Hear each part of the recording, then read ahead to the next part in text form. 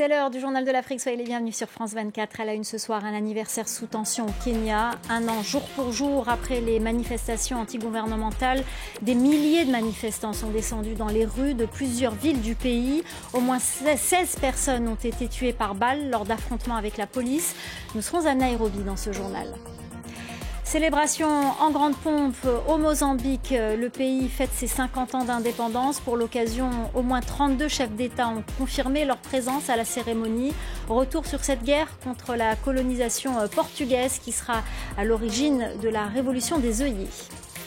Et à la fin de ce journal, on fera le point sur la situation humanitaire au Soudan et en République démocratique du Congo. Patrick Youssef, directeur Afrique de la Croix-Rouge, est avec nous sur ce plateau. Vous verrez que la crise humanitaire dans ces deux pays est extrêmement grave. Interview à suivre. Les violences policières au Kenya, des milliers de manifestants sont descendus dans les rues de plusieurs villes du pays pour marquer le premier anniversaire des manifestations antigouvernementales et dénoncer les violences qui ont suivi. Aujourd'hui, au moins 16 personnes ont été tuées par balles lors d'affrontements avec la police. Les précisions à Nairobi de Clément Diroma. Il s'agit du plus grand rassemblement populaire ici au Kenya depuis les manifestations du 25 juin dernier au centre-ville de la capitale. Des milliers de personnes sont descendues dans la rue ce mercredi pour commémorer ce premier anniversaire du 25 juin lorsque des manifestants étaient entrés dans l'enceinte du Parlement. Ils protestaient alors contre l'augmentation des taxes voulues par le gouvernement. Ce matin, nous avons pu interviewer quelques manifestants pendant 30 minutes environ avant que les policiers ne commencent à tirer des gaz lacrymogènes sur la foule. Selon eux, rien n'a changé depuis l'année dernière. Et ils nous ont promis tellement de choses, mais c'était des promesses vides. Ils n'ont rien fait. Donc on revient, on ne veut pas de promesses cette fois, mais on veut terminer ce qu'on a commencé l'année dernière. On va se battre jusqu'à la libération de notre pays, si ce n'est pas pour nous, au moins pour nos enfants. Regardez tous ces jeunes ici. On est tous là pour défendre ce qui nous appartient. On veut reprendre notre pays, honorer le Kenya et choisir le Kenya qu'on veut. Ici, ce n'est pas le pays pour lequel nos ancêtres se sont battus.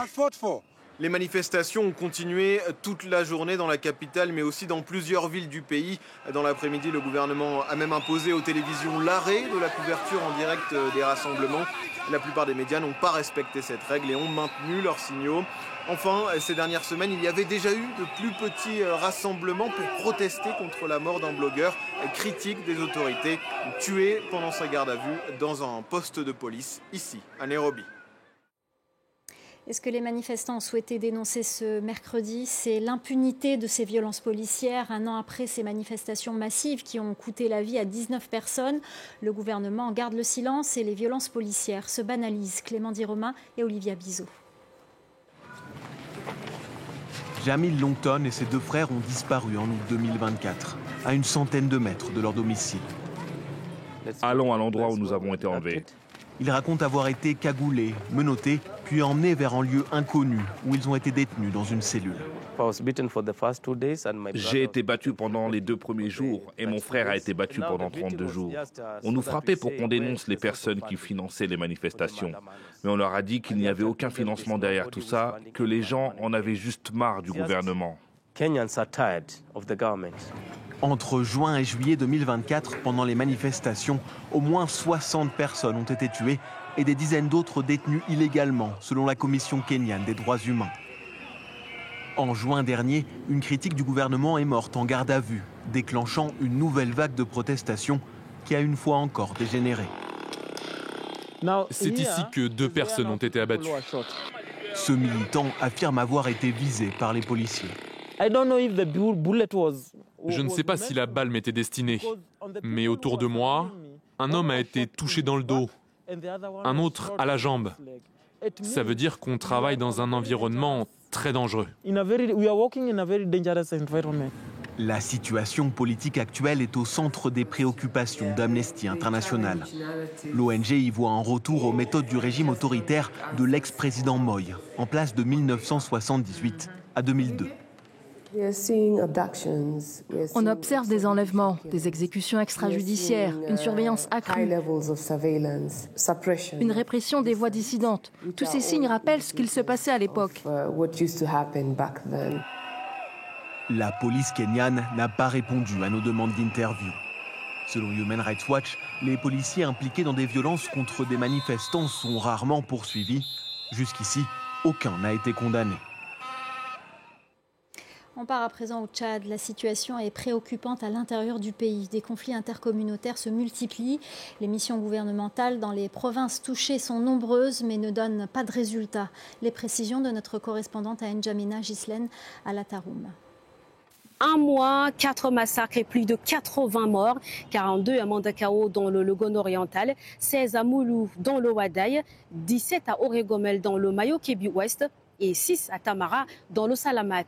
Un tableau sombre des affrontements entre communautés, notamment éleveurs et agriculteurs, dont les victimes sont majoritairement des femmes et des enfants. Pour ramener le calme dans les localités touchées, le gouvernement y dépêche régulièrement des missions de terrain. Hier encore, une mission composée de députés, de chefs traditionnels et même de cadres sécuritaires est en route pour la zone de Mandakao. C'est une mission de réconciliation. Alors pourquoi ces massacres se sont multipliés ces derniers mois? Écoutez la réponse du chercheur Dr Ibrahim Moussa Youssouf. En réalité, il faut d'abord analyser les sources de conflit. Parce que le conflit agriculteur-éleveur, qui n'est pas conflit politique, qui est différent du conflit aussi religieux. Mais maintenant, quand on prend à la base pour pouvoir analyser, c'est là où on va dégager quel type de conflit. Et dans cette optique, tant qu'on n'arrive pas à faire l'expertise poussée par rapport à ce conflit, on ne peut pas donner en quelque sorte des perceptions comme ça. À la suite de ces événements, le président de la République, Mahamadou Idriss Déby Itno, a convoqué mi-juin une réunion d'urgence avec l'appareil sécuritaire. Reste à savoir si les instructions issues de cette rencontre porteront fruit. En attendant, la psychose règne parmi les rescapés qui redoutent une éventuelle revanche du camp ennemi. Le Mozambique fête ses 50 ans d'indépendance. Pour l'occasion, au moins 32 chefs d'État ont confirmé leur présence à la cérémonie. Elle se déroulera dans le stade historique de Machava. Emily Boyle revient sur les événements qui ont mené le Mozambique vers l'indépendance. Au milieu de la place de l'indépendance, la statue de Samora Machel se dresse fièrement, rappelant le chemin difficile de colonie à État souverain. La présence coloniale européenne a commencé avec Vasco da Gama à la fin du XVe siècle. En 1530, le Portugal avait le contrôle total du Mozambique. Malgré la vague d'indépendance qui a déferlé sur l'Afrique au lendemain de la Seconde Guerre mondiale, le Mozambique est resté un territoire portugais et l'économie coloniale brutale a prospéré jusqu'à dans les années 1960. En juin 1960, des soldats coloniaux tirent sur une foule qui protestait contre l'arrestation d'activistes indépendantistes. Ce qu'on appellera ensuite le massacre de Mueda marque un tournant décisif dans la lutte de libération. En 1962, les militants exilés forment un nouveau parti, le Front de libération du Mozambique, également connu sous le nom de Frelimo. 2 ans plus tard, le Frelimo lance une campagne de guérilla armée contre les forces portugaises. Ça sera le début de 10 années de guerre d'indépendance du Mozambique. Après une décennie de combats et après la chute du gouvernement portugais provoquée par la révolution des œillets en avril 1974, un cessez-le-feu est finalement conclu en septembre. L'accord de Lusaka, signé par Samora Machel et le gouvernement portugais, aboutit à une indépendance négociée le 25 juin 1975. Samora Machel devient donc le premier président du Mozambique. Les décennies suivantes seront turbulentes. Entre 1977 et 1999, une guerre civile entre les forces du Frelimo et les forces anticommunistes de la Renamo provoque le déplacement de millions de personnes et entraîne une famine dévastatrice. Depuis, les crises électorales, des menaces terroristes et des difficultés financières continueront de secouer le pays. Les Mozambicains espèrent que les 50 prochaines années seront peut-être un peu plus prospères. Ce soir, on va s'arrêter un instant sur la situation humanitaire au Soudan et en République démocratique du Congo. Les deux pays sont en proie à des guerres sanglantes. La situation des déplacés est désastreuse. Avec nous pour en parler, Patrick Youssef, directeur Afrique de la Croix-Rouge. Bonsoir, merci d'être avec nous ce soir. Selon les Nations Unies, 60% des 50 millions d'habitants du Soudan ont aujourd'hui un besoin urgent d'aide humanitaire. Cela représente 30 millions d'habitants.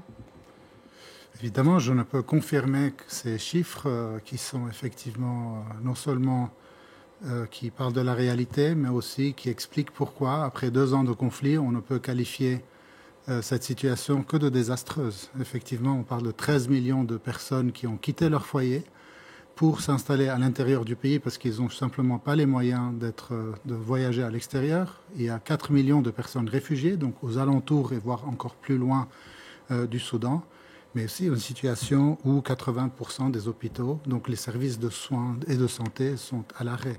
Donc évidemment, la situation est très très alarmante. Moi, père de famille, soudanais, ce qui me préoccupe aujourd'hui, c'est assurer la sécurité de ma famille et accessoirement trouver quelque chose à les nourrir. Donc on est dans cette situation, dans cette conjoncture qui s'accentue aujourd'hui avec 3 événements. Un afflux massif de déplacés internes à l'intérieur du Kordofan, donc au centre du pays, un afflux de réfugiés soudanais vers le Tchad à cause de ce qui se passe et des événements à Al-Fashir, mais surtout une situation très grave, là, la répartition des cas de choléra, 29 000 ont été enregistrés depuis janvier, en capitale Khartoum, mais aussi au Kordofan et dans d'autres régions, ce qui, effectivement, est extrêmement alarmant. Alors, concernant la République démocratique du Congo, il y a près de 2 millions de personnes déplacées internes, toujours selon l'ONU, dans le Nord Kivu.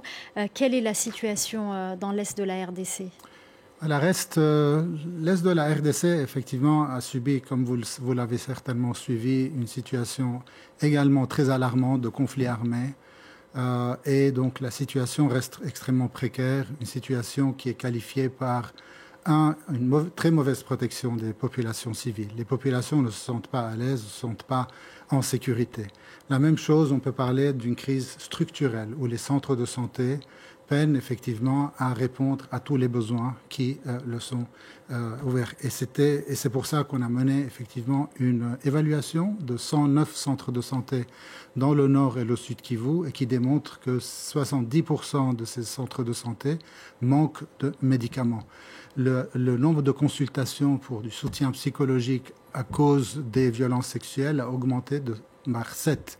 Et donc, effectivement, une situation qui reste très alarmante, teintée par de la criminalité parfois, par des pillages et par des situations de confrontation qui continuent jusqu'à nos jours. Alors, quels sont vos besoins urgents dans ces 2 pays et comment vous parvenez, ou pas d'ailleurs, à acheminer ces aides ? En fait, tout le travail de la Croix-Rouge qui ne quitte pas au moment de crise et qui accentue, qui construit encore une fois une meilleure réponse. Les besoins aujourd'hui dans ces 2 pays, mais surtout en RDC, sont clairement liés à des besoins élémentaires de vivre. C'est ce qu'on essaie de distribuer, notamment avec la Croix-Rouge de la RDC, mais aussi des besoins en santé. On a répertorié 2500 cas de blessures par balle ou blessures à cause du conflit armé, donc traités par 5 équipes chirurgicales déployées par le CICR et le mouvement de la Croix-Rouge.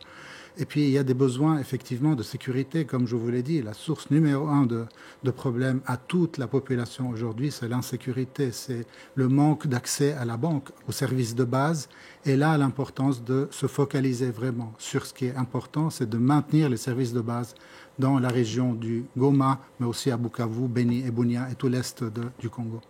Alors, dernière question rapidement, y a-t-il un plan B qui se met en place depuis la suppression des financements de USAID qui ont des conséquences directes sur le terrain ?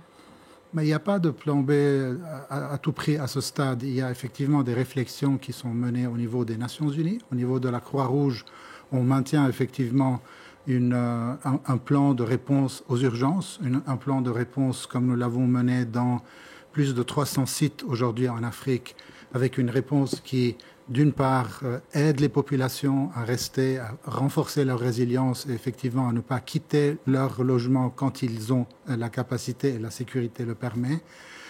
Il est clair qu'il faille effectivement réfléchir à l'humanitaire de demain d'une façon bien posée, mais aussi avec des États qui subissent justement ces besoins humanitaires, avec les Onusiens. En gros, je pense qu'il faudrait créer ce plan B, penser à l'humanitaire de demain, penser également à la réponse nécessaire dans des contextes, mais surtout, et le plus important aujourd'hui, avoir le courage politique d'arrêter justement ces conflits armés et de mettre des cadres que seul le droit humanitaire international est capable aujourd'hui de gérer. Le respect du DIH et le respect des conventions de Genève minimisent les besoins humanitaires et mettent un cadre pour que les gens qui n'ont pas choisi de faire partie de la guerre, qui se sentent protégés chez eux ou dans un camp de déplacés ou même réfugiés. Et cela, aujourd'hui, dans les contextes qui sont évoqués par vous-même ce soir, malheureusement, ne sont pas On l'aura compris, le respect du droit international est primordial pour minimiser justement l'impact de ces crises humanitaires dans ces pays. Merci beaucoup Patrick Youssef, directeur Afrique de la Croix-Rouge. Merci d'être venu nous faire un point sur le Soudan et la République démocratique du Congo. C'est la fin du Journal de l'Afrique. Restez avec nous, l'info continue sur France 24.